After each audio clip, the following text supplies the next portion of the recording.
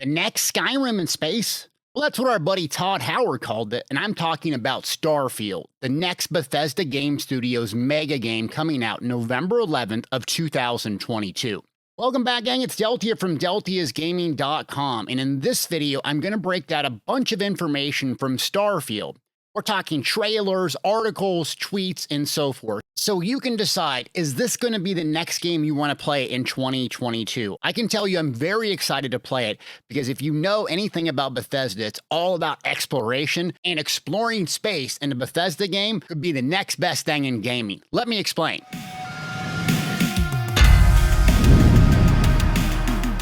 First announced 3 years ago and in development since 2017, Starfield is an open-world role-playing game set in the sci-fi genre of space. The world is said to be featured in a more realistic environment, unlike other Bethesda titles like Fallout or Skyrim. Starfield is set in the year 2330, not super far in the future with far-out tech. We can expect something similar to the technology we can recognize today, but far enough in the future where it's realistically to expect some space travel. And this realistic environment is what has me so excited for this title. It's what I loved about the Fallout series. When I'm playing that game, I seriously think to myself, this could really happen. A massive nuclear war where people had to hunker down, have that step out moment and go, what do we do next?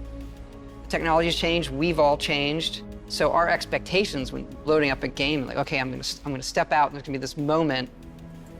Us being able to do that and have it feel new every generation, every game, is something that is really special about what we do. I wouldn't consider myself the typical role-play gamer, but Fallout was the closest thing for me because I could make that mental leap, that mental connection to, oh my gosh, this could really happen. What would I actually do as a player role-playing this game? What decisions would I make? How would I act and interact with the environment? And that's what I loved about Fallout 4 specifically. It gave me that. Exploring, collecting, building, finding new things, and exploring the unknown. The same thing could happen with Starfield, just in the sci-fi environment, which is my absolute favorite genre in gaming, to be honest with you. Starfield starts roughly 30 years after a war between two factions, the United Colonies and the Free Star Collective known as the Colony Wars, with two sides now at an uneasy peace. The setting is 50 light-year radius from Earth, where humanity has settled. Starfield is Bethesda Game Studio's first new IP in 25 years. According to Todd Howard, they wanted to do something like this all the way back in the Morrowind days, but because of technology issues, they couldn't bring to life this massive world which required better technology. We were doing Morrowind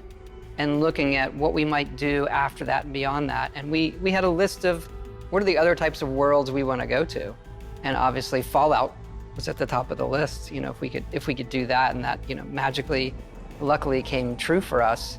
And right behind that was, you know, science fiction. What's allowing them to do this now is new technology. In fact, Starfield will be running on their new creative engine too. They've spent years developing the new game engine, and seems like what held them back from Starfield in the past wasn't the idea, it was the technology. And finally, consoles and PCs have caught up to the point to allow this gigantic storytelling to even be possible. The developers constantly reiterate in every single article and trailer, exploration. If you've played Skyrim, if you've played Fallout, other Elder Scrolls titles, that's what it is. You have a big step out moment, you look around, and you're free to do whatever you want. Fallout 4 is one of the only games where I turned off fast travel, cranked the difficulty up to the highest, and turned survival mode on. It's when I did this that I could appreciate all of the details the world had to offer. Every single square inch, it felt like, was covered with detail, whether it was an aluminum can to add to my collection, or finding a box of ammunition, maybe an enemy creeping around a dirty little skeever, something. Every part of the environment was filled with rich details. Starfield has the potential to do the exact same thing, just in space, going from world to world to world in different environments, giving you that same every single inch needs to be explored in this world. I can't imagine all the new weird lore, stories, details, and things to uncover in this world that they're going to create. Todd Howard even described this as Skyrim in space, while Ashley Chang, Bethesda's managing director, described Starfield as the Han Solo simulator. Get in a ship, explore the galaxy, do fun stuff. And it's the explore the galaxy part that has me very excited in the same way Mass Effect Andromeda did. No, the game wasn't a hit by any means, but they did something similar. They allowed you to travel to another galaxy instead of ours, but ask yourself, what would you do? How would you colonize the galaxy? What aliens would you meet? What critical decisions would you make? The stories you could create and the replayability to see what and how change is what I loved about Mass Effect Andromeda, even though it wasn't well received. The Starfield storytelling is going to be next level. In fact, Todd Howard shared on a Japanese game show that Starfield has more than double the lines of dialogue that Skyrim did at launch. Skyrim had 60,000 while Fallout 4 had 111,000, and Starfield is said to have 150,000 lines of dialogue. That's an utter insane amount of dialogue, especially to go along with the heavy exploration. I suspect there will be a massive amount of quests, companions, and things to do that we haven't even dreamt about. And speaking of things that Bethesda does really well, the number one thing I like about the studio and their storytelling is it's always morally gray. In Bethesda fashion, it's generally no, oh, this is the right choice, this is the wrong choice, this is the paragon, this is the renegade. It's right down in the middle, where you're constantly encountering these tough critical decisions where it's one side might win, another side might not. And that adds to the replayability, and that adds to the roleplay aspect. What would you really do? I'm sure there'll be some pick and choose scenarios which are going to be gutted. Do I save this colony or let this settlement die off? And sometimes you have to just come back and replay the game because you want to see what the other choice would play out in your game. Speaking of replayability, in a recent IGN article, Todd Howard did confirm they quote-unquote plan on having full mod support. This could add even more depth and years of longevity as we look to Skyrim still cranking out AAA mods 10 years plus. So the release and platform. Starfield is set to release on November 11, 2022, available for PC and Xbox, and part of Game Pass day one. You'll notice here you won't see anything about PlayStation. It's going to be an Xbox exclusive, and this in and of itself is somewhat controversial. Both Pete Hines and Xbox Aaron Greenberg both said Starfield will be an Xbox exclusive. This makes some sense considered Microsoft acquired both ZeniMax Online Studios and Bethesda for $7.5 billion in early 2021.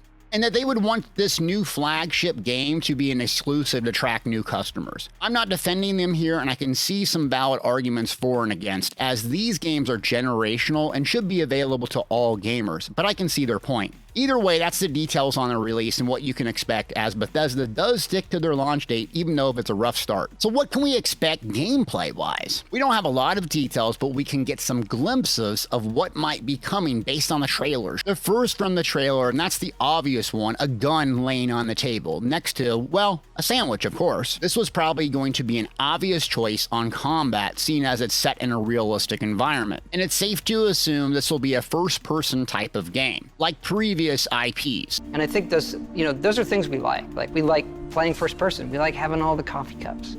We like being able to touch everything. Those moments make the whole thing believable.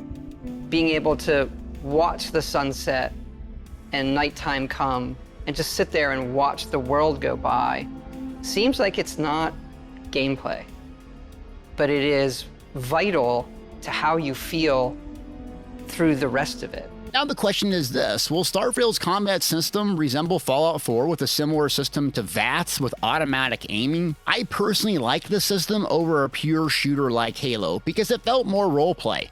It felt more Dungeons and Dragons with RNG dice rolls rather than a straight shooter. My opinion is, it's a guess here, that we'll have something similar, but I'm just speculating here. So who are the bad guys? We get a glimpse of the bad guys: mercs, pirates, and spacers, and apparently some religious zealots. Sounds like some folks out of Fallout 4. Who knows if we'll see any aliens, but it seems like they may be sticking to a big reveal or more of the realistic system as they describe, so we'll have to wait and see, but those are the ones that we know about. Also, we get a glimpse of the two major factions. I'm guessing there'll be something you'll have to either choose, align with, or become the major threat, and you'll have to deal with them on the settled worlds. Speaking of that, how will traveling from world to world work? We can see some glimpses in the trailer with the pilot, but traveling from planet to planet maybe just be fast travel, or will there actually be some navigating between these worlds that the user can take a part of? Same as landing on the planet. Will you actually be able to traverse this and land yourself, or is it going to be automated? Once we get to the planet, I'm assuming you'll have the ability to do some roving, to fly around, but we'll have to wait and see. What has me really excited is the art from one of the trailers showing an indoor screenshot with the family. Inside, it seems like you have a habitat, you might say.